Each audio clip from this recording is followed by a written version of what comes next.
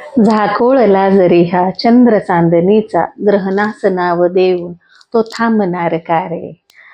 नजरेस ना दिसावा तव यत्न हा परीही, ही तेज पुंजे प्रीती तू रोखशील का रे.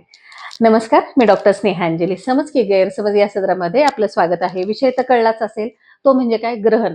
आणि या ग्रहणाचा आपल्या पोटातल्या बाळावरती खरंच परिणाम होतो का, अर्थात हा गैरसमज आहे.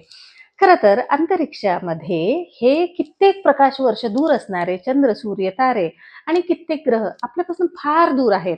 या ग्रहणाचा फक्त खगोलीय एक प्रक्रिया म्हणून तुम्ही खरं तर नोंद घ्यावी. या ग्रहणाचा आपल्या पोटातल्या बाळावरती कसलाही परिणाम होत नाही. विचार करा, आपण कुठल्या तरी अंधश्रद्धेने हे ग्रहण त्या मुलीला पाळायला लावतो. आणि हे ग्रहण पाळणं म्हणजे काय, तुम्ही उपाशी राहा, पाणी पिऊ नका, जेवण करू नका, फळं खाऊ नका. कित्येक वेळेला म्हणजे हा कित्येक वर्षाचा अनुभव आहे. ग्रहणामध्ये विशेषतः ज्या जीडीएम म्हणजे गरोदरपणातील डायबिटीस असणाऱ्या ज्या मुली आहेत, त्यांचं न खाण्यामुळे शुगर कमी होते आणि कित्येक वेळेला बाळ पोटातही जातं. कित्येक मुली पित्त झालं, उलट्या झाल्या, चक्कर आले, या सगळ्या गोष्टींमुळे ऍडमिट होतात. खरं तर हा गैरसमज आपण दूर केला पाहिजे.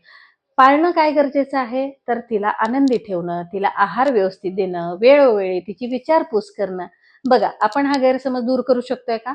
येणारं 7 सप्टेंबरचं जे ग्रहण आहे, हे तिची काळजी घेऊन आपण साजरं करूयात. धन्यवाद.